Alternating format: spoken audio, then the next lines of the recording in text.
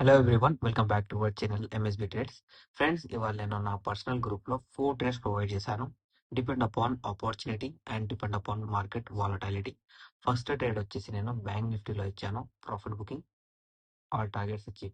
Okay. And second trade ఇచ్చే ముందు నేను మార్కెట్లో ఒక అబ్జర్వేషన్ చేశాను. ఆ అబ్జర్వేషన్ నేను ఏం చెప్పానంటే, బ్యాంక్ నిఫ్టీలో ఇండిసిజన్ క్యాండిల్ అనేది ఫామ్ అయింది. మనము ట్రెండ్ రివర్సల్ కోసం వెయిట్ చేద్దాం.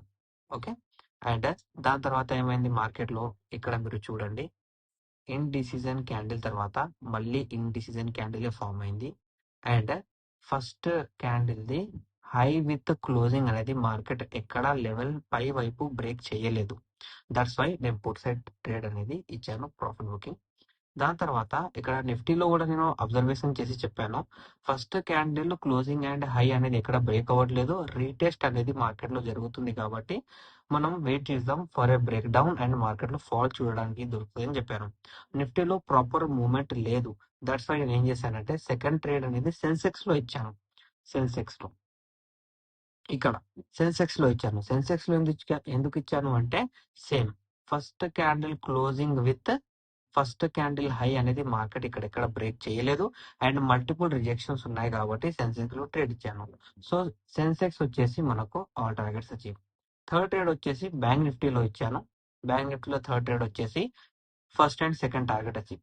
ఫోర్త్ ట్రేడ్ వచ్చేసి మళ్ళీ సెన్సెక్స్ లోనే ఇచ్చాను, 2 PM కి ఇచ్చాను. అంటే ఎక్కడ ఇది ఇక్కడ ఇక్కడ ఇన్ డిసిజన్ క్యాండిల్ కనిపిస్తుందా? ఇన్ డిసిజన్ క్యాండిల్ అనేది మనకు బ్రేక్అవుట్ దగ్గర రావద్దు. మనకు ఐదర్ హై, ఐదర్ లో trend, either high trend.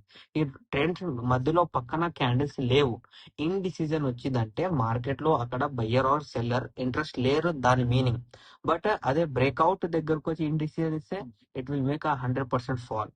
And అది ఒక బ్రేక్ డౌన్ దగ్గరికి వెళ్ళి మనకు ఇండిసిజన్ ఇచ్చిందంటే మార్కెట్ అక్కడికి వెళ్ళి పైకి వెళ్తుంది అన్నట్టు దాని మీనింగ్. సో ఇండిసిజన్ క్యాండిల్స్ అనేవి కూడా డిఫరెంట్ డిఫరెంట్ టైప్స్ ఉంటాయి. Already first and second season మనది అనాలిసిస్ వీడియోస్ నడిచింది కాబట్టి దాని లోపల చెప్పాను. And different type of indecision candles market according to market volatility, according to market sentiments, according to market mood ఎలా వర్కౌట్ అవుతుందో కూడా నేను చాలా సూన్ మన సీజన్ 3లో చెప్పబోతున్నాను. ఓకే.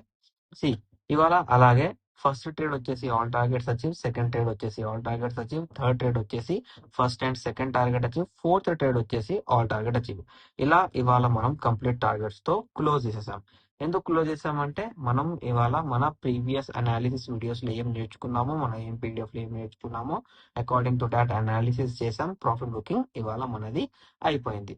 సో ఇప్పుడు రేపేంటి? రేపు మనకు బ్యాంక్ నిఫ్టీలో ఎలా మూవ్మెంట్ ఉండబోతుంది అన్నట్టు ఇప్పుడు మీకు నేను చూపిస్తాను. మీరు దీన్ని చాలా డీప్ గా అబ్జర్వ్ చేయాలి. Okay. See this is our new high level. Then మనకు సెకండ్ హై లెవెల్ అనేది ఇక్కడికి వచ్చేసింది. Okay. And second high level అని ఇక్కడికి వచ్చింది కాబట్టి మనం ఇక్కడ ఏం చేస్తాం, ఇక్కడ మనము బ్రేక్ డౌన్ లెవెల్ అనేది మార్క్ చేస్తాం. ఓకే. బ్రేక్ డౌన్ లెవెల్ అనేది మార్క్ చేస్తాం. మార్కెట్ లో లెవెల్ బ్రేక్ అయ్యింది, బట్ రీటెస్ట్ అయ్యిందా? రీటెస్ట్ కాలేదు. రీటెస్ట్ కాలేదు కాబట్టి direct break down level indirect break down అయింది. ఇండైరెక్ట్ బ్రేక్ డౌన్ లెవెల్ వచ్చేసి మనకు రీటెస్ట్ రివర్సల్ కావాలి. రీటెస్ట్ రివర్సల్ కాకుండా రెడ్ సాలిడ్ క్యాండిల్ తో మళ్ళీ బ్రేక్ చేస్తే break down level as a break down level లాగానే వర్కౌట్ అవుతుంది. ఓకేనా? సో ఇప్పుడు మనము రీసెంట్ గా మీకు నేను మన ప్రీవియస్ అనాలిసిస్ వీడియోలో కూడా చూపించాను, నేర్పించాను. Season 3 first video, second video అనేది ఇదే టాపిక్ మీద ఉంది. సో ఇప్పుడు ఇక్కడ ఏంటి, ఇక్కడ సింపుల్ అనాలిసిస్ ఏంటి అంటే, మార్కెట్ లో ఈ లెవెల్ బ్రేక్ అయితే అయ్యి ఇక్కడ రీటెస్ట్ రివర్సల్ అనేది మళ్ళీ ఫామ్ చేయాలి. ఎలా ఫామ్ చేయాలి? గ్రీన్ క్యాండిల్ తో ఇలా ఫామ్ చేస్తేనే మనకు బ్రేక్అవుట్ అనేది మళ్ళీ దొరుకుతుంది. లేకపోతే ఈ లెవెల్ మార్కెట్ లో ఈ లెవెల్ బ్రేక్ చేయకపోతే మార్కెట్ లో సెల్లింగ్ అనేది కంటిన్యూ ఉంటుంది. సెల్లింగ్ అనేది ఎక్కడి వరకు కంటిన్యూ ఉంటుంది?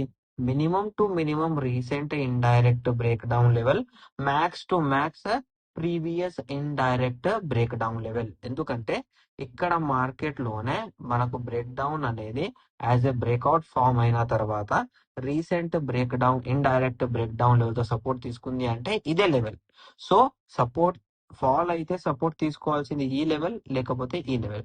ఈ కీ లెవెల్స్ అనేవి నేనేం చేస్తానంటే మీకు మన టెలిగ్రామ్ ఛానల్లో మార్నింగ్ ఇన్సైట్ లెవెల్స్ ప్రొవైడ్ చేస్తాను కదా. ఇన్సైట్ లెవెల్స్ అనేవి కూడా మీకు నేను ప్రొవైడ్ చేసి చెప్తాను. అండ్ కీ పాయింట్స్ కూడా నేను డీటెయిల్ గా చెప్తానండి. మీరు స్టే ట్యూన్డ్ గా ఉండండి.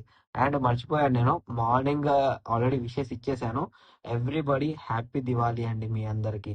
చాలా లైట్ఫుల్ గా ఉండాలి మీ ట్రేడింగ్ జర్నీ కూడా, నాతో పాటు మీ పర్సనల్ గా కూడా అని నేను విష్ చేస్తున్నాను, పర్సనలీ విష్ చేస్తున్నాను. ఈ వీడియో చూసే వాళ్ళ అందరికి హ్యాపీ దివాళీ అండి. Once again happy Diwali. Okay, right. ఇది వచ్చేసి బ్యాంక్ నిఫ్టీ. నిఫ్టీ అనాలిసిస్ వచ్చేసి ఇవాళ మార్నింగ్ అనాలిసిస్. ఎందుకంటే మార్నింగ్ నేను ఇక్కడ అప్డేట్ ఇచ్చాను ఏంటి అని, ఫస్ట్ క్యాండిల్ అనేది మార్కెట్ బ్రేక్ చేయట్లేదు and 15 minutes first candle closing level అనేది మనకు యాజ్ ఎ బ్రేక్ డౌన్ లాగా వర్కౌట్ అవుతుంది అని చెప్పాను. ఓకే, ఇక్కడ ఏమైంది, సేమ్ అలాగే ట్రేడ్ చేసింది. ఫస్ట్ క్యాండిల్ హై కూడా బ్రేక్ చేయలేదు, ఫస్ట్ క్యాండిల్ ఓపెనింగ్ విత్ లో లెవెల్ అనేది కూడా మార్కెట్ ఎక్కడెక్కడ క్లోజ్ చేయలేదు, కంప్లీట్లీ సైడ్ వే నడిచింది. ఈ సైడ్ వేలో కాల్ సైడ్ కొన్న వాళ్ళ ప్రీమియం కూడా మెల్ట్ అయింది, పుట్ సైడ్ కొన్న వాళ్ళ కూడా ప్రీమియం ఇవాళ మెల్ట్ అయింది. సో నేను నిఫ్టీ కూడా అవాయిడ్ చేశాను, నిఫ్టీలో ట్రేడ్ ప్రొవైడ్ చేయలేదు, కావాలని ట్రేడ్ ప్రొవైడ్ చేయలేదు. ఎందుకంటే మ్యాక్స్ టు మ్యాక్స్ నేను 100% నిఫ్టీని అవాయిడ్ చేస్తాను. వాలటాలిటీ ఉంటే మూవ్మెంట్ ఉంటుంది, మూవ్మెంట్ ఉంటే స్ట్రైక్ ప్రైసెస్ అనేవి ప్రీమియమ్స్ అనేవి మనకు ఫాస్ట్ గా ప్రాఫిట్ బుకింగ్ అవుతాయి according to our breakdowns and breakout level. That's why I totally avoid Nifty trade. Opportunity ఉంటే చేస్తాను, బట్ నేను అయితే అవాయిడ్ చేస్తాను. ఓకే, ఇప్పుడు నిఫ్టీలో మనం అబ్జర్వ్ చేసుకున్నట్టయితే మన దగ్గర వచ్చేసి ఒక డైరెక్ట్ బ్రేక్అవుట్ లెవెల్ ఉంది. ఈ డైరెక్ట్ బ్రేక్అవుట్ లెవెల్ అనేది ఎక్కడ ఫామ్ అయింది, previous indirect break down level ఉంది కదా, దాన్ని బ్రేక్ చేసిన తర్వాతనే ఇది మనకు ఫామ్ అయి జరిగింది. ఓకే, ఇక్కడ ఇది వచ్చేసి ఒక బ్రేక్అవుట్ లెవెల్, ఇది వచ్చేసి ఒక breakout level. Okay, 2 times market లో బ్రేక్అవుట్ లెవెల్ టచ్ అయింది కాబట్టి ఇది వచ్చేసి మనకు weakest breakout level, strongest break down level. So market లో ఈ లెవెల్ బ్రేక్ అయ్యి 25,804 బ్రేక్ అయ్యి మార్కెట్ ఫాల్ అయితే ఓకే, ఫాల్ కాకపోతే మనం నిఫ్టీని అవాయిడ్ చేయాలి. ఇది వచ్చేసి మనకు రీసెంట్ హై లెవెల్ కదా, రీసెంట్ హై లెవెల్స్ లో ప్రీవియస్ లెవెల్స్ లేవు. సో మార్కెట్ దీనిపైకి వెళ్తే రీటెస్ట్ రివర్సల్ ఇస్తే 10% to 18% ప్రాఫిట్ బుకింగ్ తీసుకోవచ్చు. రీటెస్ట్ రివర్సల్ ఇవ్వకపోతే కంప్లీట్లీ మనం అవాయిడ్ చేద్దామండి.